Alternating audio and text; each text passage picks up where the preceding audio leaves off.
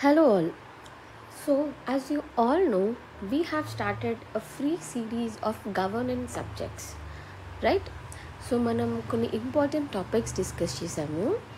ఇప్పుడు అదే సిరీస్లో గవర్నెన్స్ ఇష్యూస్ ఇన్ ఇండియా, అది కూడా డిఫరెంట్ యాంగిల్స్లో ఎలాంటి ఇష్యూస్ ఉన్నాయి, దేనికి ఆ ఇష్యూస్ రావడానికి కారణాలు ఏంటి, వాటిని మనం సరి చేసుకోవడానికి ఎలాంటి మెజర్స్ తీసుకొచ్చాము ఇండియాలో, అలాంటివి ఈ క్లాస్లో చూద్దాం. ఓకే.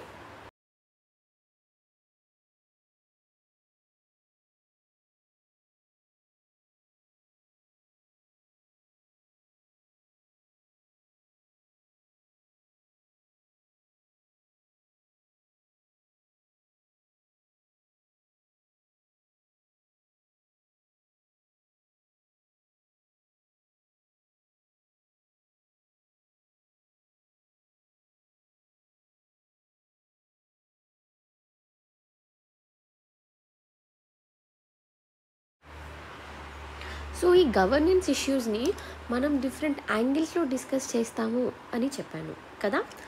దాంట్లో పొలిటికల్ యాంగిల్స్ చూద్దాం, economic angle, administrative, legal, social etcetera. ఇలా డిస్కస్ చేస్తే ఏంటంటే మనకి మెయిన్స్ ఆన్సర్ రైటింగ్ అన్ని డైమెన్షన్స్ కవర్ అవుతున్నట్టు. So definitely we cannot afford to lose marks on any topic, కాబట్టి మనం అన్ని యాంగిల్స్లో టాపిక్ని చూడాలి. సరే, ఫస్ట్ పొలిటికల్ ఇష్యూస్ ఏమున్నాయి ఇండియాలో గవర్నెన్స్ రిలేటెడ్ చూద్దాం. మనకి గవర్నెన్స్ చేస్తున్నది ఎవరు? పొలిటీషియన్స్. స్పెషలీ మనకి ఎంపీస్ అందరూ కలిసి పార్లమెంట్లో, ఎమ్మెల్యేస్ వీళ్ళంతా కలిసి స్టేట్ లెజిస్లేచర్లో మనకి చట్టాలు తీసుకొస్తున్నారు, లా మేకింగ్. అయితే ఇష్యూస్లో ఫస్ట్ వచ్చి క్రిమినలైజేషన్ ఆఫ్ పాలిటిక్స్. ఇది చూడండి, మీరు మన కరెంట్ ఎలక్టెడ్ పీపుల్ని చూసారనుకోండి, అరౌండ్ 40% వరకు ఏదో ఒక క్రిమినల్ బ్యాక్గ్రౌండ్ ఉంటుంది వాళ్ళకి. మీరే చాలా తెలుసుకుని ఉంటారు కదా, న్యూస్లో చూస్తుంటారు కదా. ఈ చాలామంది పొలిటీషియన్స్కి క్రిమినల్ బ్యాక్గ్రౌండ్ ఉంటుంది. బట్ అయినా కూడా so many of the citizens ఏంటంటే ఒక పార్టీ ఐడియాలజీని నమ్మి irrespective of the candidate vote చేస్తూ ఉంటారు. సో దానివల్ల ఈ క్రిమినలైజేషన్ ఆఫ్ పాలిటిక్స్ అనేది పెరిగిపోతుంది. ఈ ఎంపీస్ వాళ్ళ కింద చాలామంది ఇల్లీగల్గా ఉండే గూండాస్ ఉంటారు. జనాలని హైర్ చేసి కొన్నిసార్లు అయితే పోలీసులను కూడా బెదిరిస్తూ ఉంటారు వాళ్ళకి కావాల్సిన పనుల కోసం. చూడండి, ఇది మనం రియాలిటీలో కొన్ని జరిగే ఇన్స్టెన్సెస్ గురించి మాట్లాడుతున్నాము. సో ఈ క్రిమినలైజేషన్ అనేది పెరుగుతుంది. ఇప్పుడు మనకి తెలిసి ఒక క్రిమినల్గా ఒక ఎలక్టెడ్ మెంబర్గా ఎలా ఎన్నుకుంటే అతను is he correct person to make laws or చట్టాలు ఆర్ లెజిస్లేషన్స్ ఫర్ పీపుల్? చెప్పండి, అది వన్ ఆఫ్ ది ఇష్యూ కదా. Next, misuse of political power. ఇది కూడా చూడండి, మీకు దీనికి ఒక ఎగ్జాంపుల్ చెప్తా. రీసెంట్గా ఒక ఐపీఎస్, లైక్ 2 days బ్యాక్, ఒక ఐపీఎస్ వాళ్ళ డాటర్ సమ్ వాకింగ్కి వెళ్తుందో ఏమో, ఆ వెళ్తున్నామే ఒక లోవర్ పోలీస్ ఆఫీసర్ని అసాల్ట్ చేసింది, కొట్టింది. Can you imagine? Not just IPS officer, వాళ్ళ పిల్లలు కూడా అదర్ ఆఫీసర్స్ని అబ్యూస్ చేస్తున్నారు. ఇంకొకటి, ఫర్ ఎగ్జాంపుల్ వాళ్ళకు ఒక గవర్నమెంట్ వెహికల్ ఇచ్చారనుకోండి, అది ఎక్స్క్లూజివ్గా అఫీషియల్ పర్పసెస్ కోసం యూజ్ చేయాలి. బట్ వీళ్ళు ఏం చేస్తున్నారు? కూతురుకు ఒక కారు, అబ్బాయికి ఒక కారు, పిల్లల్ని దించడానికి ఒక కారు, దీనికోసమే ఒక కార్ని డెడికేట్ చేస్తారు. అది ఎవరి రిసోర్స్? అది గవర్నమెంట్ రిసోర్స్. ఎలా కొన్నారు? అది జనాల ట్యాక్సేషన్తో వచ్చిన మనీతో కొన్నారు. బట్ అక్కడేమవుతుంది? వాళ్ళ పర్సనల్ యూజెస్కి వాడుకుంటున్నారు. ఇంకొకటి చెప్తాను. ఫర్ ఎగ్జాంపుల్ ఒక బిగ్గెస్ట్ పొలిటికల్ డిగ్నిటరీ అనుకోండి, ఆయన తన పవర్ని యూజ్ చేసి ఇల్లీగల్గా ఒక ల్యాండ్ కబ్జా చేయించేస్తారు, ల్యాండ్ని ఆక్యుపై చేస్తారు. ఏమైనా అంటే, నేను మినిస్టర్ నాకు తెలుసు, మినిస్టర్ చుట్టం, ఇలా మినిస్టర్ కింద మనుషులు వాడుకుంటారు పవర్ని. ఆ మినిస్టర్ అయితే డైరెక్ట్ ఇన్ఫ్లుయెన్స్తో ఏదో ఒకటి చేపిస్తాడు, పోలీసులని హష్ చేస్తాడు. సో వాళ్ళకున్న పొలిటికల్ పవర్ మంచి చేయడానికి, పీపుల్ని సర్వ్ చేయడానికి కాకుండా వాళ్ళ పర్సనల్ ఇంట్రెస్ట్కి మిస్యూజ్ చేస్తున్నారు. తర్వాత decentralisation more in letter less in spirit. అంటే ఇప్పుడు ఒక్కడు ఇండియా మొత్తాన్ని రూల్ చేయాలి అంటే ఎంత కష్టం కదా. మనకి డీసెంట్రలైజేషన్ అనే కాన్సెప్ట్ ఏంటి, ఒకతని కింద కొంతమంది ఆఫీసర్స్ ఉంటారు, ఎవరి పవర్స్ వాళ్ళకి ఇవ్వాలి, వాళ్ళని వాళ్ళ అటానమీతో వాళ్ళ పవర్లో ఫంక్షన్ చేసుకోవాలి. డైలీ వెళ్ళి డే టు డే అఫైర్స్లో వేలు పెట్టకూడదు. అప్పుడు వాళ్ళకి ప్రెషర్ ఉంటుంది, భయం ఉంటుంది కదా. ఎప్పటికప్పుడు మనం రిపోర్ట్స్ని చెక్ చేస్తూ ఆడిటింగ్ చేస్తూ అలా ఉంటే బాగుంటుంది యాజ్ ఎ పొలిటికల్ రిప్రజెంటేటివ్. కానీ మన కింద వాళ్ళకు కూడా వాళ్ళ ఏరియాస్లో పని చేయనివ్వాలి, వాళ్ళకి కూడా కొన్ని పవర్స్ని డెవలప్ చేయాలి. బికాజ్ కింద ఉన్న ఆఫీసర్స్కే గ్రౌండ్ రియాలిటీ బాగా తెలుస్తుంది, జనాలకి ఏం కావాలి, వాళ్ళ రిక్వైర్మెంట్స్ ఏంటి తెలుస్తుంది. బట్ ఇది మనం పేపర్లోనే చూస్తున్నాం తప్ప ఈ డెవలపింగ్ ఆఫ్ పవర్స్ అనేది రియాలిటీలో జరగట్లేదు అనేది ఒక ఇష్యూ. ఏంటది, ఎంతసేపు కంట్రోల్ పైన మినిస్టర్ దగ్గరే, ఆయన ఏం చెప్తే అదే ఇంప్లిమెంటేషన్లోకి. పోనీ ఏదైనా మంచి చేద్దాము అని ఒక ఐఏఎస్ ఆఫీసర్ వెళ్ళారనుకోండి, అతన్ని ట్రాన్స్ఫర్ చేసి పడేస్తారు. మీరే చూడండి, ఫర్ ఎగ్జాంపుల్ గూగుల్ చేసి సెర్చ్ చేయండి, ట్రాన్స్ఫర్ అయ్యే ఐఏఎస్ ఆఫీసర్స్ ఎంతమంది. ఒక పర్టికులర్ ఐఏఎస్ అయితే నియర్లీ 64 times ట్రాన్స్ఫర్ అయ్యారు. 64, కెన్ యూ ఇమాజిన్? 64 అంటే ఆయన ఏదైనా మంచి చేద్దాము, కొన్నిసార్లు అగెయిన్స్ట్గా మినిస్టర్ ఒకవేళ తప్పు చెప్పారనిపించి ఐఏఎస్ కరెక్ట్గా ఉన్నాడు, ఏదైనా చేద్దాము అనుకుంటే ట్రాన్స్ఫర్ చేసేస్తారు వేరే స్టేట్కి. సో ఇట్లా ఉంటుంది అనమాట. డీసెంట్రలైజేషన్ అనేది ఇంకా రియాలిటీలో అంత బాగా ఇంప్లిమెంట్ అవ్వట్లేదు. Next legal and judicial issues చూద్దాం. లీగల్ అండ్ జ్యుడిషియల్ అంటే లా ప్రకారంగా, జస్టిస్ ప్రకారంగా కదా. మనం డిలేడ్ జస్టిస్ చూస్తున్నాం మన కంట్రీలో. అంటే మీరు ఒకవేళ ఏదైనా ల్యాండ్ డిస్ప్యూట్ వచ్చినా, ఏదైనా ఒక గొడవ జరిగినా మీరు చెప్పండి, మీరు కోర్టుకి వెళ్తారా? వెళ్ళాలంటే భయం అవుతుంది ఒక కామన్ పర్సన్కి. అరే ఎంతమందికి ఫీజు ఇవ్వాలి, అడ్వకేట్ని ఎవరు హైర్ చేసుకోవాలి, నాలెడ్జ్ ఉండదు. ఒకవేళ వెళ్ళినా కోర్ట్ ఈజ్ అడ్జర్న్డ్ అని ఒక్కొక్క కేసు సంవత్సరాలు నడుస్తూ ఉంటుంది. కొన్ని ఏళ్ళకి కానీ మనకి తీర్పు రాదు, తిరుగుతూనే ఉండాలి సెషన్స్కి. అప్పుడు దానికంటే బయటనే సాల్వ్ చేసుకుందాం, మీడియేషన్ చేసుకుందాం, లేకపోతే పోయింది వదిలేద్దాం, మనకెందుకు ఆ తలనొప్పి అని భయపడే వాళ్ళు చాలామంది. సో జస్టిస్ వచ్చినా ఎస్ మన జ్యుడిషియరీ చాలా స్ట్రాంగ్గా ఉంది ఇండియాలో, కాకపోతే చాలా డిలేడ్ జస్టిస్ వస్తుందన్నమాట. ఒక స్టేట్మెంట్ ఉంటుంది, delayed justice is denied justice అని చెప్పి. అంటే టైంకి రావాలి, న్యాయం జరగాలి, లేటుగా వస్తే అది న్యాయం వచ్చినా కూడా వేస్టే అన్నట్టు. లైక్ రీసెంట్గా ఇంకొక కేసు, పాపం ఒక అతను అతన్ని అక్యూజ్డ్ అని చెప్పి లోపలేశారు. 40 ఏళ్ళు ప్రాపర్ ఎవిడెన్స్ లేక ఆయన అలాగే ట్రయల్ లాగానే ఉన్నాడు. 40 ఏళ్ళకి అతని నిర్దోషి అని చెప్పి వదిలేశారు, ప్రాపర్ ఎవిడెన్స్ లేదు అని. చూడండి ఇప్పుడు అది ఎంత అన్యాయం. ఆయన 40 ఏళ్ళ లైఫ్ వేస్ట్ అయిపోయింది కదా. 20 years ఉన్నప్పుడు అరెస్ట్ అయితే ఆయన 60 ఏళ్ళకి బయటకు వచ్చాడు. ఇప్పుడు ఆయన బయటకు వచ్చి ఏం చేస్తాడు? ఎంత మారింది కాలం, రైట్? సో ఈ అండర్ ట్రయల్స్ ఎక్కువ అయిపోయారనమాట. ఈ అండర్ ట్రయల్స్ వాళ్ళ కేసు డీల్ చేయాలి, సెషన్స్ జరగాలి, తీర్పు చెప్పాలి, దీనికే చాలా ఎక్కువ. ఇంకొకటి ఏంటంటే మన జ్యుడిషియరీలో పెండెన్సీ ఎక్కువ ఉంది, పెండెన్సీ ఆఫ్ కేసెస్. తర్వాత వేకెన్సీస్ కూడా చాలా ఎక్కువ. మంచిగా ప్రాపర్ జడ్జెస్ని ఫిల్ చేసి అన్ని సీట్స్ ఫుల్లీ ఉంటే టకటక కేసెస్ డీల్ చేయడం, జడ్జిమెంట్ ఇవ్వడం అయ్యేది, ఎంతో కొంత ఫాస్ట్గా అయ్యేది. బట్ ఈ వేకెన్సీస్ ఫిల్ చేయకపోవడం వల్ల జడ్జెస్కి కొరత కూడా ఉంది. అది కూడా వన్ ఆఫ్ ది ఇష్యూస్ అనమాట ఇండియాలో. తర్వాత lack of accountability in judiciary. ఇప్పుడు మనము ఈ పార్లమెంట్ వాళ్ళు ఏదైనా చట్టం కరెక్ట్గా లేదనుకోండి, జ్యుడిషియరీ క్వశ్చన్ చేస్తుంది. జ్యుడిషియరీ అది నల్, అది కరెక్ట్గా లేదు, అది వాయిడ్ అని కొట్టేస్తుంది. ఇది పార్లమెంట్ వాళ్ళు చేసే పనులు, లెజిస్లేచర్ వాళ్ళు చేసే చట్టాలని. మరి జ్యుడిషియరీ వాళ్ళ పనితనం మీద క్వశ్చన్ చేసేది ఎవరు? మనం జడ్జెస్ యొక్క కండక్ట్ కూడా మనం డిస్కస్ చేయడానికి లేదు, వాళ్ళకి అంత ఇండిపెండెన్స్ ఉంది. మరి వాళ్ళ పనితీరుని ఎవరు క్వశ్చన్ చేయాలి? సో వాళ్ళ దగ్గర నుంచి అకౌంటబిలిటీ మనం ఎక్స్ట్రాక్ట్ చేయడం, సమాధానం అడగడం వాళ్ళ నుంచి ఒక కష్టమైన ప్రొసీజర్ అన్నమాట. తర్వాత threat to life and personal security. So ఇక్కడ చూడండి, మనకి సేమ్ ఈ పోలీస్ చూడండి, లీగల్ లా ఇష్యూస్ చూడండి. ఒకవేళ పోలీస్ తీసుకెళ్ళి లోపలేసారనుకోండి, మనకి ఎంత భయంగా ఉంటుంది కదా, అసలు అక్కడ ఏం జరుగుతుంది, అన్యాయంగా ఎన్కౌంటర్ చేస్తారా, కస్టోడియల్ డెత్, లోపలే కొట్టుకొని చచ్చిపోతారా, ఇలాంటి చాలా ఇష్యూస్. లైఫ్కే ప్రాపర్ సెక్యూరిటీ ఉండదు, మనకే థ్రెట్ అనిపిస్తుంది అనమాట, భయం వేస్తూ ఉంటుంది. పర్సనల్ సెక్యూరిటీ కూడా గ్యారంటీ లేకుండా పోయింది. సో అది one of the biggest legal issue అనమాట ఇండియాలో, గవర్నెన్స్ రిలేటెడ్. నెక్స్ట్ వచ్చి administrative issues.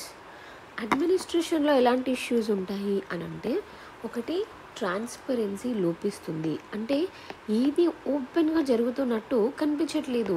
Like so much of corruption, so much of secrecy, డబ్బు చేతులు మారడము, ఇన్ఫర్మేషన్ చేతులు మారడం, ఇది జరుగుతుందన్నమాట.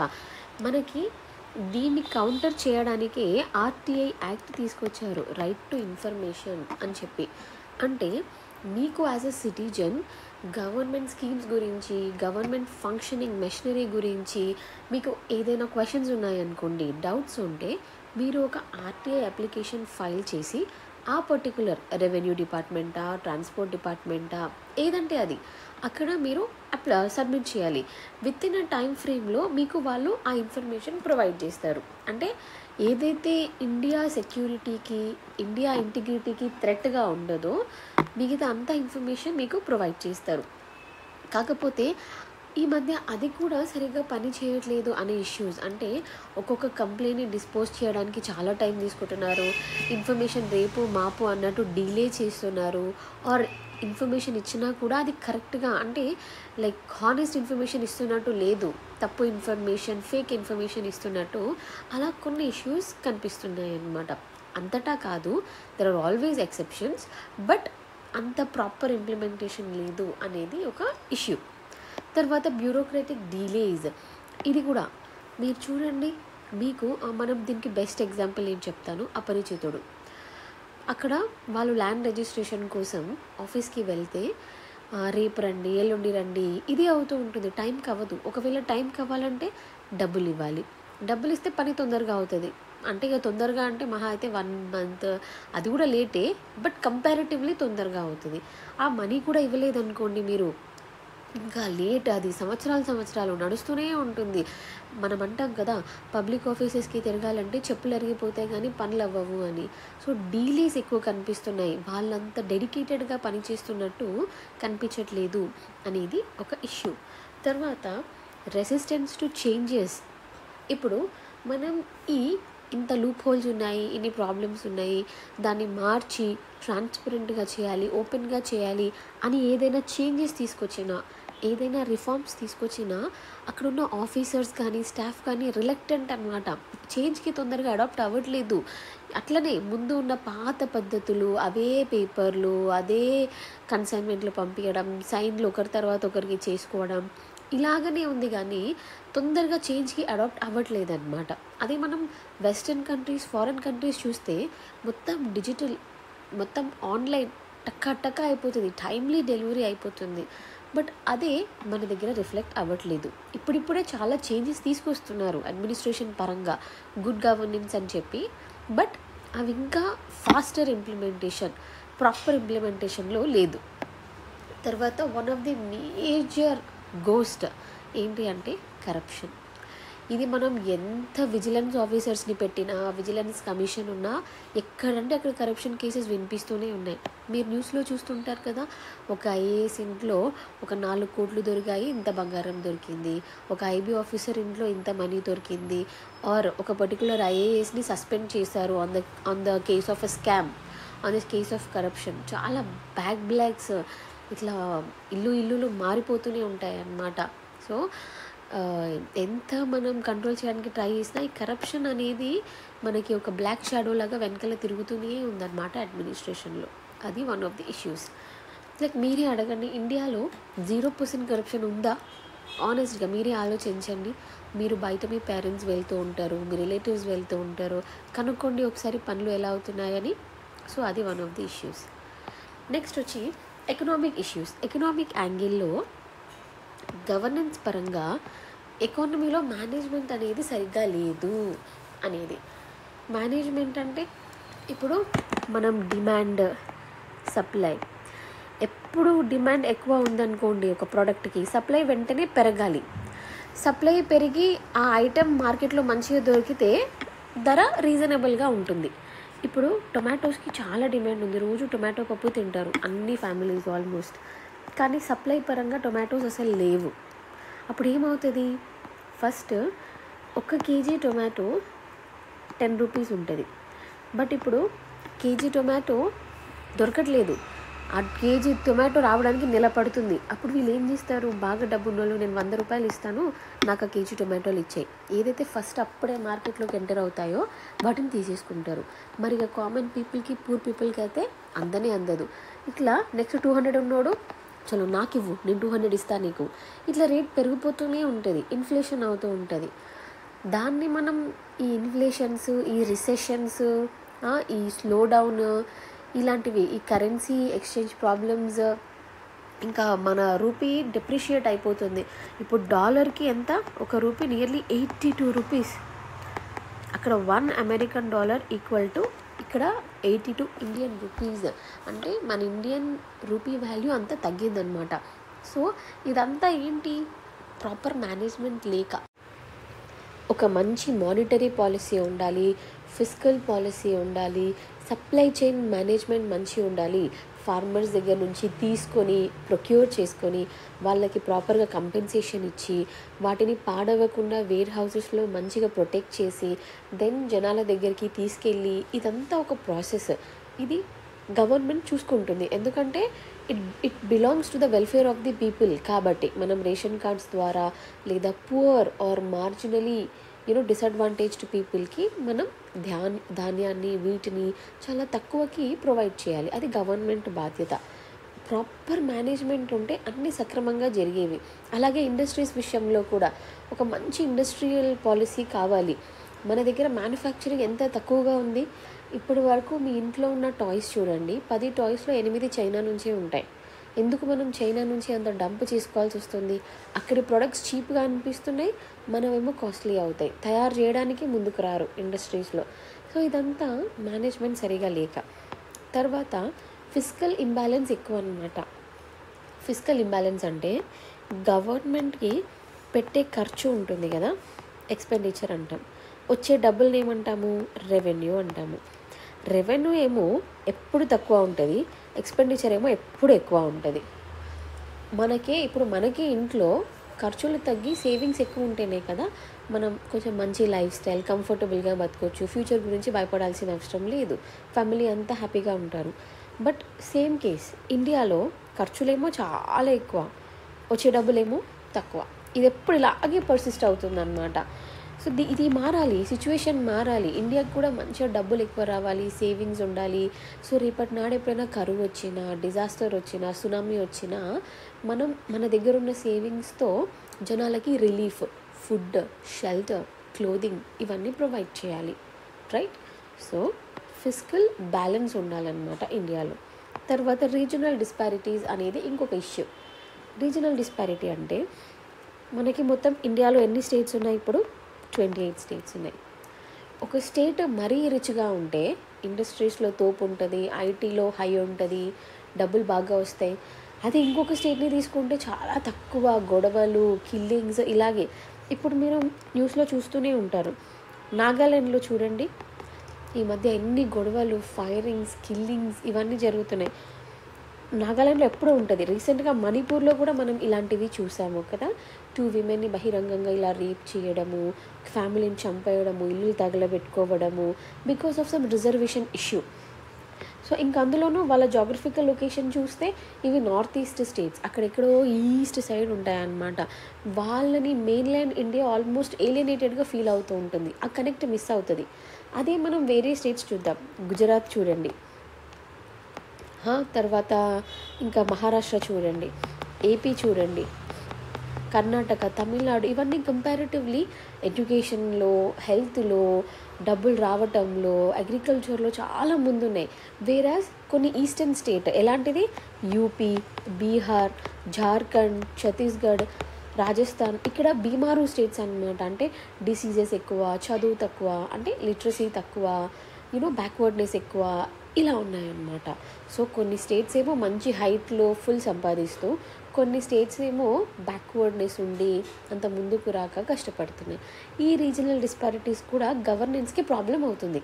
ఇప్పుడు మనం ఏదైనా ఒక గవర్నెన్స్ రిఫార్మ్ తీసుకొచ్చి ఇండియా అంతటా ఇంప్లిమెంట్ చేయాలి అనుకుంటే, ఇండియా అంతా యూనిఫామ్గా ఉంటే దాన్ని కరెక్ట్గా ఇంప్లిమెంట్ చేయవచ్చు. కొన్ని స్టేట్స్ దగ్గర డబ్బులు ఉండి, కొన్ని స్టేట్స్ దగ్గర డబ్బులు లేక, కేరళలోనేమో 100% లిటరసీ, అది బాగా అర్థమవుతుంది ఆ రిఫార్మ్. కానీ బీహార్కి వెళ్ళేసరికి 45-50% లిటరసీ, సగం జనాలకు అర్థమే కాదు మనం ఏం తీసుకొస్తున్నాము అనేది. ఇట్లా రీజనల్ ఇంబ్యాలెన్స్ ఉంటే గవర్నెన్స్ ఎట్లా మనం ఇంప్లిమెంట్ చేయవచ్చు, అదొక problem. Next social and environmental issues. ఇదేంటంటే సోషల్ అంటే సొసైటీలోని different diverse sections, SC, ST, OBCs, backward, ఇదంతా. ఎన్విరాన్మెంట్ అంటే మన చుట్టూ ఉన్న సరౌండింగ్స్, నేచర్. సో ఇండియాలో చాలా సబ్స్టాన్షియల్ అంటే చాలా సెక్షన్స్కి బేసిక్ సర్వీసెసే అందట్లేదు. ఫర్ ఎగ్జాంపుల్, ఇప్పుడు ప్రధానమంత్రి ఆవాస్ యోజన అని చెప్పి పువర్ పీపుల్కి, ఇల్లు లేని వాళ్ళందరికీ ఇల్లులు ప్రొవైడ్ చేస్తాము అని చెప్పి, బయట రియాలిటీకి వెళ్ళి చూస్తే చాలామందికి ఇంకా ఇల్లులు రాలేదు. అట్లనే ఇంకా మీరు రోడ్స్ మీదకి వెళ్ళండి, ఎంతమంది హోమ్లెస్ పీపుల్ రోడ్ల పక్కన అటు ఇటు ఉంటారు, ఎక్కడెక్కడో గుడిసెలు వేసుకొని స్లమ్స్ లాగా నివసిస్తూ ఉంటారు. ఎందుకు? వాళ్ళకి ఇంకా ఇల్లులు రాలేదు, గ్రాంట్ అవ్వలేదు. కొన్నిసార్లు అయితే కొన్ని సర్వీసెస్ మీది కొంచెం ఎక్కువ నెంబర్స్ ఉన్న కమ్యూనిటీ, మీ కమ్యూనిటీ మధ్య బాగానే డెవలప్ అవుతుంది, సో మీకు ఈ సర్వీస్ అందదు అని కొంతమందిని ఎక్స్క్లూడ్ చేసేస్తున్నారు on the reason of religion, cost, gender. ఇప్పుడు మనం గర్ల్స్కి కూడా చాలా పోస్టులు కొన్ని ఎక్స్క్లూడ్ చేసేస్తారు. ఏంటంటే ఈ పనులకి అబ్బాయిలు కొంచెం correct, physically and mentally built, కానీ అమ్మాయిలకి అంత కరెక్ట్ కాదు అని అలా కూడా ఎక్స్క్లూడ్ చేస్తారు. సో ఈ బేసిక్ సర్వీసెస్, ఆపర్చునిటీస్, ఇట్లాంటివన్నీ మనము కొన్ని సెక్షన్స్కి ఇవ్వలేకపోతున్నాం because of some all reasons. అది అన్యాయం జరిగినట్టే కదా.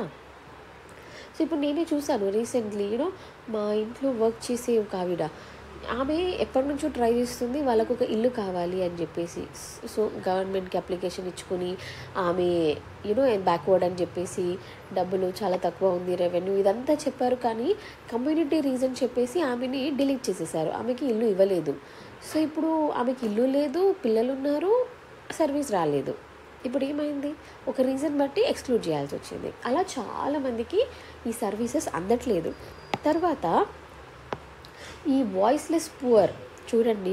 పువర్ పీపుల్కి ఎంతసేపు ఆలోచన ఎట్లుంటుందంటే, ఇవాళ పనికి వెళ్ళినామా, డబ్బులు వచ్చినాయా, ఏమైనా తిండి దొరికిందా, ఇదే ఉంటుంది 30 రోజులు నెలకి. ఎవరైతే కొంచెం సంపాదిస్తూ ఖాళీ టైం, ఫ్రీ టైం ఉంటుందో వాళ్ళు ఆలోచిస్తారు పాలిటిక్స్ గురించి, ఎక్స్ట్రా కరిక్యులర్ యాక్టివిటీస్ గురించి, లాబియింగ్ గురించి. పాపం పువర్ పీపుల్కి ఎంతసేపు ఈ ఎడ్యుకేషన్ సరిగ్గా లేక, ఫెసిలిటీస్ సరిగ్గా లేక, ఆపర్చునిటీస్ లేక వాళ్ళు కొట్టుమిట్టాడుతున్నారనమాట బేసిక్ లైఫ్ స్టైల్ కోసం. సో వాళ్ళు పాలిటిక్స్లో పార్టిసిపేట్ చేస్తారు ఆర్ గవర్నెన్స్లో పార్టిసిపేట్ చేస్తారు అనేది ఇంకా జరగట్లేదు. తర్వాత ఫిజికల్ ఎన్విరాన్మెంట్ అనేది పాడు చేస్తున్నారు, ఎస్పెషలీ అర్బన్ ఏరియాస్లో. విలేజెస్లో కూడా పాడవుతుంది కానీ కొంచెం బెటర్ కంపారిటివ్లీ, బికాస్ ఇల్లులు కొంచెం దూరం దూరం ఉంటాయి, పెద్ద ఇండస్ట్రీస్ ఉండవు, కెమికల్స్ ఉండవు, ఏముండవు. బట్ అర్బన్ ఏరియాస్లో ఏంటంటే సో మెనీ ఫ్యాక్టరీస్, కంపెనీస్, ఇల్లు చూడండి టైట్ ఇట్లా బిల్డింగ్స్ ఉంటే ఇందులో ఇన్ని ఫ్లోర్లు. దీనివల్ల ఇండోర్ పొల్యూషన్, వాటర్ పొల్యూషన్, బయట గాలి చూడండి మోటార్ వెహికల్స్ వల్ల, ఎయిర్ పొల్యూషన్, ఇండస్ట్రీస్ని వచ్చే పాయిజనస్ కెమికల్స్ వల్ల, అగైన్ ఎయిర్ పొల్యూషన్. వింటర్ వస్తే ఢిల్లీలో గాలి పీల్చలేము అసలు, అందుకని స్కూల్స్ అన్ని బంద్ పెడతారు వింటర్లో. సో ఇదంతా ఏంటి? టూ మచ్ ఆఫ్ అర్బన్ అగ్లోమరేషన్ అనమాట. అందరూ జాబ్స్ వెతుక్కుంటూ పని కోసం ఇలా సిటీస్కి రావడం, అక్కడ చాలా ఇరుకిరుకుగా ఏ కొద్ది స్పేస్ దొరికితే అక్కడ ఉండడం, అక్కడ రెంట్ కూడా చాలా ఎక్కువ, లైఫ్ స్టైల్ కూడా ఎక్స్పెన్సివ్, ఇవన్నీ ప్రాబ్లమ్స్. అదే కాకుండా మనం విలేజెస్లోనే ఒక మంచి ఫ్యాక్టరీ పెట్టి అక్కడ వాళ్ళకి పని ఇప్పిస్తే, అగ్రికల్చర్ని మంచిగా మేనేజ్ చేసి అగ్రికల్చర్లో ఇంట్రెస్ట్ చూపిస్తే, యూత్ విలేజెస్లోనే ఏదో ఒక పని చేసుకుంటారు, డైలీ రీజనబుల్ వేజెస్ సంపాదించవచ్చు కదా. అది మిస్ అవుతుంది. సో ఇవన్నీ social and environmental issues. So మన ఇండియాలో గుడ్ గవర్నెన్స్ కోసం ఎలాంటి ఇనిషియేటివ్స్ తీసుకొచ్చాము అది చూద్దాము. Decentralization and peoples participation. Decentralization అంటే మీనింగ్ ఏం చూసాము, పైన వాళ్ళు కింద వాళ్ళకి పవర్స్ని డెలిగేట్ చేయడం, రైట్? అంటే మీకు కొన్ని పవర్స్, మీకు అథారిటీ ఇస్తున్నాము, మీ పనులు మీరు చేసుకోండి, మీకు ఏం కావాలో మీరే డిసైడ్ చేసుకోండి, మీకు డబ్బులు కావాలంటే కొన్ని సబ్జెక్ట్స్ మీద మీరే ట్యాక్స్ వేసుకోండి, మీరే ఆ మనీ కలెక్ట్ చేసుకొని మీ ఊరికి స్పెండ్ చేసుకోండి, ఇలా అన్నమాట. So 73rd and 74th constitutional amendment act ద్వారా ఏం జరిగింది, మనకి పంచాయతీరాజ్ ఇన్స్టిట్యూషన్స్, మున్సిపాలిటీస్, వీటికి కాన్స్టిట్యూషనల్ స్టేటస్ వచ్చిందనమాట. అంటే ఇప్పుడు స్టేట్ని చూసుకోవడానికి స్టేట్ లెజిస్లేచర్ ఉంది, అసెంబ్లీ. సిటీస్ని చూసుకోవడానికి మున్సిపాలిటీస్కి పవర్స్ ఇచ్చారు. Partly elected bodies, partly nominated bodies, మీరే జనాలను ఎన్నుకొని గవర్నెన్స్ చేసుకోండి అని. అలాగే పంచాయతీ రాజ్లో గ్రామ సభకి ఫుల్ పవర్స్ ఉంటాయి. వాళ్ళ ఊరికి ఏమేం కావాలి, ఎంత ఫండ్స్ వస్తున్నాయి, ఎంత మనీ ఎక్కడ ఖర్చు పెట్టాలి, ఈ గ్రామ సభలో అడల్ట్స్ అందరూ కూర్చొని డిస్కస్ చేసుకుంటారనమాట. అది ఒక గుడ్ గవర్నెన్స్ ఇనిషియేటివ్. తర్వాత మీరు ఎగ్జామ్కి గవర్నమెంట్ స్కీమ్స్ చదివేటప్పుడు చూడండి, వీకర్ సెక్షన్స్కి, బ్యాక్వర్డ్ సెక్షన్స్కి ఎన్ని స్కీమ్స్ తీసుకొస్తుంది గవర్నమెంట్. ఇప్పుడు ఆడపిల్లల కోసం బేటీ బచావ్ బేటీ పడావ్ ఉంది, చిన్నపిల్లల కోసం వాళ్ళకి ప్రాపర్ వ్యాక్సినేషన్ కోసం మిషన్ ఇంద్రధనుష్ ఉంది. తర్వాత మదర్స్ ఇన్స్టిట్యూషనల్ డెలివరీ డబ్బులు ఇవ్వడం కోసం మాతృత్వ వందన యోజన ఉంది. ఇలా సో మెనీ స్కీమ్స్ వస్తున్నాయి. ఫార్మర్స్ కోసం కృషి సించాయి యోజన ఉంది. స్టేట్స్కి వస్తే రైతు బీమా, ఖాళియా స్కీమ్, ఇలాంటివి ఉన్నాయి. అలాగే బ్యాక్వర్డ్ ఇప్పుడు ట్రైబల్ పీపుల్ కోసం హాస్పిటల్స్ ఎస్టాబ్లిష్ చేయడము, ట్రైబల్ స్టూడెంట్స్ కోసం రెసిడెన్షియల్ స్కూల్స్ ఎస్టాబ్లిష్ చేయడము, అలాగే రిజర్వేషన్స్ ప్రొవైడ్ చేయడము, ఇవన్నీ కూడా one of the initiatives of good governance. తర్వాత financial management and budget sanctity. So ఈ మధ్య టార్గెట్స్ కూడా పెట్టుకుంటున్నారు గవర్నమెంట్ వాళ్ళు. మనకి డబ్బులు వచ్చేది తక్కువ, ఖర్చు పెట్టేది ఎక్కువ ఉంది కదా, ఆ గ్యాప్ మనం తగ్గించాలి, నెక్స్ట్ ఇయర్కి ఇంత టార్గెట్ అని చెప్పి ఆ టార్గెట్ కోసం పనిచేస్తున్నారనమాట. సో అది వన్ ఆఫ్ ది గుడ్ ఇనిషియేటివే కదా, ఎందుకంటే ఒక రెస్పాన్సిబిలిటీ ఉంటుంది ఒక టార్గెట్ ఉంటే. తర్వాత సింప్లిఫికేషన్ చేస్తున్నారు. బెస్ట్ ఎగ్జాంపుల్ ఏంటి, జిఎస్టీ. సెంట్రల్లో రకరకాల ఇండైరెక్ట్ ట్యాక్సెస్ ఉన్నాయి, స్టేట్లో సో మెనీ ఇండైరెక్ట్ ట్యాక్సెస్ ఉన్నాయి, వాటన్నిటినీ క్లబ్ చేసి ఒక జిఎస్టీ, సో దట్ జనాలు సింపుల్గా ఒక ట్యాక్స్ కడితే సరిపోతుంది, ఏ కన్ఫ్యూజన్ లేకుండా. అలాగే ఈ మధ్య ట్యాక్సేషన్, డైరెక్ట్ ట్యాక్స్ కూడా కట్టేటప్పుడు ఐటీలో సో మెనీ పేపర్స్ ఫిల్ చేయాల్సి వస్తుంది, మస్తు మంది జనాలను కలవాల్సి వస్తుంది అని చెప్పి ఇదంతా కాకుండా మొత్తం ఈ గవర్నెన్స్ ఆన్లైన్ చేసేసారనమాట. లైక్ 1 or 2 పేపర్స్ ఫిల్ చేసేసి అంతా ఆన్లైన్లో ట్యాక్స్ పే చేసేసుకునేటట్టు, ఏదైనా సరే ఆన్లైన్లో జరిగేటట్టు. ఇంకో గుడ్ ఎగ్జాంపుల్ చూడండి, ఐఆర్సిటీసీ. రైల్వే టికెట్స్ బుక్ చేయాలంటే ఒకప్పుడు మనం మాన్యువల్గా రైల్వే స్టేషన్కి వెళ్ళి టికెట్ కౌంటర్స్ దగ్గర నిల్చోవాలి. ఇప్పుడు ఎవరి దగ్గర నెట్ ఉంటే చాలు, ఎన్ని టికెట్స్ అంటే అన్ని మనం బుక్ చేసేసుకోవచ్చు. సిటిజన్ చార్టర్స్, మన నెక్స్ట్ చాప్టర్ సిటిజన్ చార్టర్, అక్కడ మనం డిస్కస్ చేస్తాం. ఆ తర్వాత చాప్టర్ సేవోత్తమ్ మోడల్, అక్కడ డిస్కస్ చేస్తాం. ఇవేంటంటే సేవోత్తమ్ అంటే సేవ అంటే సర్వీస్, ఉత్తమ్ అంటే ఎక్సలెంట్ సర్వీస్ ప్రొవైడ్ చేయడం, దానికి ఏం చేయాలి. సిటిజన్ చార్టర్ అంటే మనకి ఏమేమి సర్వీసెస్ వాళ్ళు ఇస్తున్నారో ఒక డాక్యుమెంట్లో ముందే రాసి క్లియర్గా మనకి వాళ్ళు మెన్షన్ చేస్తారు, ఆఫీస్ బయట అతికిస్తారు. సో మనకు ముందే తెలుస్తుంది అనమాట ఇక్కడ ఏం పని నడుస్తుంది, ఏం సర్వీసెస్ ఇస్తారు. మనం ఇవన్నీ డీటెయిల్డ్గా చూద్దాం, don't worry. Next, redress of citizens grievances. So సిటిజన్స్కి ఏదైనా ప్రాబ్లం వచ్చింది, వాళ్ళకు అందాల్సిన సర్వీసెస్ టైంకి అందలేదు, లేదా మంచి క్వాలిటీ సర్వీస్ అందలేదు, అప్పుడు వాళ్ళు డెఫినెట్గా వాళ్ళ డిస్ప్యూట్కి వస్తారు కదా, వాళ్ళకి ప్రాబ్లం అవుతుంది కదా, దాన్ని రిడ్రెస్ చేయడానికి కూడా మెకానిజమ్స్ని ఎస్టాబ్లిష్ చేశారు. అలాగే ఈ గవర్నెన్స్ మనం ఎన్ని ఎగ్జాంపుల్స్ చూడొచ్చు, ఐఆర్సిటీసీ చూసాము, ఈ భూమి ఒకటి ల్యాండ్ రిజిస్ట్రేషన్ కోసం, ఇలా ఇంకా నేషనల్ అగ్రికల్చర్ మార్కెట్ అని చెప్పి, అంటే ఈ అగ్రికల్చర్ ప్రాజెక్ట్స్ ఏవైతే ఉన్నాయో అవి ఆన్లైన్లోనే వాళ్ళు కాంట్రాక్ట్ బేసిస్ మీదలో అమ్ముకునేటట్టు, ఇలా చాలా ఐసీటీ టూల్స్ మనం ఐఆర్సిటీసీ కూడా చూసాము. తర్వాత ఈ దిశ అని చెప్పేసి, తర్వాత ఇంకొక బెస్ట్ ఎగ్జాంపుల్, మనం ఇప్పుడు తెలంగాణలో చూసినా కూడా టీశాట్ అని చెప్పి ఎడ్యుకేషన్స్ని మనం ఫ్రీగా టీవీ ఛానల్స్లో ప్రొవైడ్ చేస్తున్నాము కదా, డిటిహెచ్ త్రూ. అలాగే నేషనల్ లెవెల్లో కూడా అన్ని రకాల కోర్సెస్ని ఫ్రీగా ప్రొవైడ్ చేస్తున్నారు. ఇవన్నీ ఏంటి? Good governance. ఇంకోటి tele law, legal services online provide చేయడము. ఈ మధ్య డాక్టర్ సర్వీసెస్ని కూడా ఆన్లైన్ ప్రొవైడ్ చేస్తున్నారు. ఇలా ఎవ్రీథింగ్ ఐసీటీని యూజ్ చేసుకొని ఆన్లైన్ చేస్తున్నారు. That is e governance. తర్వాత యాంటీ కరప్షన్ మెజర్స్ని కూడా తీసుకుంటున్నారు. ప్రాపర్ విజిలెన్స్ ఆఫీసర్స్ని ఎస్టాబ్లిష్ చేయడం, వాళ్ళని ఎంపవర్ చేయడము. ఇంకా మనకి లోక్పాల్ అండ్ లోక్ ఆయుక్త. లోక్పాల్ అంటే సెంట్రల్ లెవెల్లో యాంటీ కరప్షన్ ఆంబుడ్స్మెన్ లాగా. ఈవెన్ ప్రైమ్ మినిస్టర్ దగ్గర నుంచి ఎంత మినిస్టర్, ఎంపీ ఎవరైనా సరే, ఎమ్మెల్యే కరప్షన్ చేస్తారు అనిపిస్తే వాళ్ళ కేసు డీల్ చేస్తారు. లైక్ సో సెంటర్కి లోక్పాల్ అయితే ప్రతి స్టేట్కి ఒక లోక్ ఆయుక్త ఉంటారు. అది కాకుండా సిబిఐ కూడా ఉంది కరప్షన్ కేసెస్ని డీల్ చేయడానికి. అది కాకుండా చీఫ్ విజిలెన్స్ కమిషన్ సివిసి కూడా ఉంది కరప్షన్ కోసం పనిచేయడానికి. రైట్, ఇవన్నీ మెజర్స్ తీసుకుంటున్నారు. తర్వాత మనకి రైట్ టు ఇన్ఫర్మేషన్ ఉంది, సోషల్ ఆడిటింగ్ ఉంది. రైట్ టు ఇన్ఫర్మేషన్ ఇప్పటికే 2-3 టైమ్స్ డిస్కస్ చేసాం. ఆ చాప్టర్ వచ్చినప్పుడు ఇంకా డీటెయిల్డ్గా చూద్దాం. మీకు గవర్నమెంట్ నుంచి ఏ ఇన్ఫర్మేషన్ కావాలన్నా మీరు ఒక అప్లికేషన్ ఫైల్ చేస్తే మీకు టైమ్లీ ఇన్ఫర్మేషన్ అందుతుందన్నమాట. అలాగే సోషల్ ఆడిటింగ్, ఈ స్కీమ్స్ ఏవైతే ఉన్నాయో పథకాలు అవి కరెక్ట్గా ఇంప్లిమెంట్ అవుతున్నాయా, ఎన్ని కోట్లు అయితే ఇచ్చారో అన్ని కోట్లు ఖర్చు పెట్టారా, ఒకవేళ తక్కువ ఖర్చు పెడితే మిగతా మనీ ఎక్కడికి వెళ్ళింది, ఇదంతా ఆడిటింగ్. లాస్ట్గా minimum government, maximum governance. Just out of context for fun చెప్తున్నాను. డీజే మూవీలో అల్లు అర్జున్ ఒక డైలాగ్ చెప్తాడు. ఏంటది? లైక్ నువ్వు ఇంత చేస్తున్నావు కదా, నువ్వే ఇదంతా చేస్తున్నావని ఎందుకురా చెప్పట్లేదు, why are you not showing your face అంటే ఏమంటాడు అల్లు అర్జున్? మనం చేసే పనిలో మనిషి కనిపించక్కర్లేదు, మంచి కనిపిస్తే చాలు అని. I know out of context, కానీ మీనింగ్ అదే అనమాట.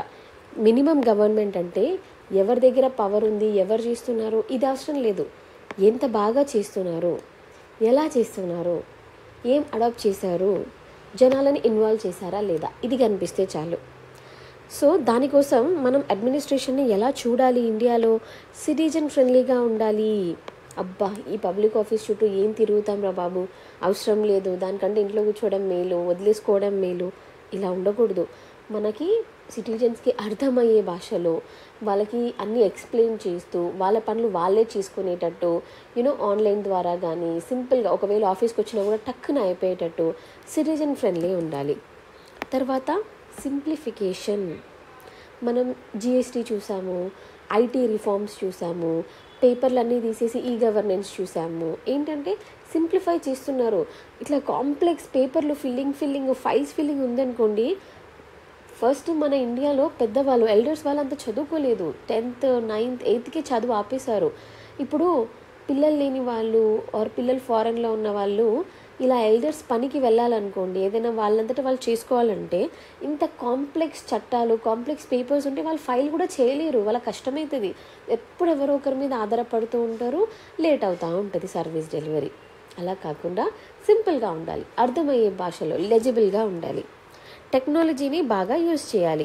ఇప్పుడు మీరు ఏ ఊరికి వెళ్ళినా సరే మీ సేవ, ఈ సేవ, గ్రామీణ బ్యాంకు, లేకపోతే కామన్ సర్వీస్ సెంటర్స్, ఎక్కడైనా కంప్యూటర్స్ ఉన్నాయి. అక్కడికి వెళ్తే చాలు, అక్కడ విలేజర్స్కి ఇన్ఫర్మేషన్ ఇవ్వడానికి జనాలు ఉంటారు, బిజినెస్ కరెస్పాండెంట్స్ ఉంటారు. ఈవెన్ బ్యాంకింగ్ ఫెసిలిటీస్ కూడా ఊరు వరకు తీసుకెళ్ళడానికి బ్యాంకింగ్ కరెస్పాండెంట్స్ని పెట్టారు. సో టెక్నాలజీని యూజ్ చేసి ఈ సర్వీసెస్ అన్నీ వాళ్ళకి అందజేయాలి. ఇప్పుడు ప్రధానమంత్రి జన్ధన్ యోజన వల్ల ఈవెన్ మా తాతయ్య దగ్గర కూడా ఒక కార్డు ఉంటుంది. ఆయనకు మనీ కావాలంటే రోడ్డు మీదకి వెళ్ళి ఆ కార్డ్ గీకి మనీ తెచ్చుకుంటాడు. ఒకప్పుడు మా డాడీ మీద డిపెండ్ అవ్వాలి మనీ కోసం. ఇప్పుడు అవసరం లేదు. ఆయన పూజ చేస్తే ఆయనకంటూ ఆయన మనీ గవర్నమెంట్ వాళ్ళు పూజారికి 3,000 నెలకి అని చెప్పేసి ఆయన అకౌంట్లో వేసేస్తారు, ఆయన వెళ్ళి తెచ్చుకుంటాడు. This is how technology helps. ఆయనకు ఒక ఫోన్ ఉంటుంది, కీప్యాడ్ ఫోన్, దానికి మెసేజెస్ కూడా వస్తాయి, బ్యాంక్లో మనీ పడ్డదా, ఆయన బ్యాంక్లో ఎంత మనీ ఉంది. సో ఆయన ఎవరి మీద డిపెండెన్సీ లేదు, హీ ఫీల్స్ వెరీ ఇండిపెండెంట్ అనమాట. Next effort reduction. ఇప్పుడు మనం ఇలా సింప్లిఫై చేసి టెక్నాలజీ యూజ్ చేస్తే మనకి టైం సేవ్ అవుతుంది, గవర్నమెంట్ వాళ్ళకు కూడా టైం సేవ్ అవుతుంది. ఇప్పుడు చూడండి, ఫోన్పే, భీమ్, ఈ యూపీఐ వచ్చిన తర్వాత అసలు మనం ఎవరైనా డబ్బుల నోట్లు క్యారీ చేస్తున్నామా? చిల్లర కావాలంటే 1 నిమిషం 5 నిమిషాలు ఆ షాప్కి వెళ్ళి ఏమైనా కొనుక్కొని వస్తా, ఇదంతా అవసరం లేదు. లేకపోతే ఒకడికి ఒక 50,000 పంపించాలంటే అబ్బా అర్జెంటుగా బ్యాంక్కి వెళ్ళాలిరా, హైదరాబాద్ పోవాలి, ఇప్పుడు హైదరాబాద్కి వెళ్ళి బ్యాంక్లో మనీ వేసి డిపాజిట్ చేయాలి, వాళ్ళు 2 డేస్లో పంపిస్తారు. అవసరమా? లేదు. నెట్ బ్యాంకింగ్ ఓపెన్ చేసి 50,000 కొట్టేస్తే డేలో వెళ్ళిపోతుంది. ఇదంతా ఏంటి, ఎంత ఈజీ అయిపోయింది గుడ్ గవర్నెన్స్. తర్వాత డిజిటల్ ఇండియా ఇంపాక్ట్ ఇప్పుడే చెప్పాగా, నెట్ బ్యాంకింగ్, మా తాతయ్యకున్న కార్డ్. తర్వాత మనకి ఇండియాలో 2.5 lakh గ్రామ పంచాయత్స్ ఉన్నాయి. అక్కడ అంతటా వైఫై సర్వీసెస్ ప్రొవైడ్ చేస్తుంది, ఆప్టికల్ ఫైబర్ కనెక్షన్స్ ప్రొవైడ్ చేస్తుంది గవర్నమెంట్.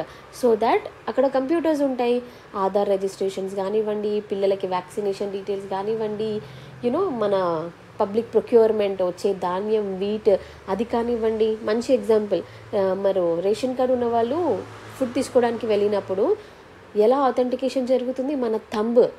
మన థంబ్ ద్వారా ఆధార్కి కనెక్ట్ అయ్యి మనకి ఫుడ్ ప్రొవైడ్ చేస్తున్నారు. ఏంటిదంతా? Digital India. Next, is of doing business.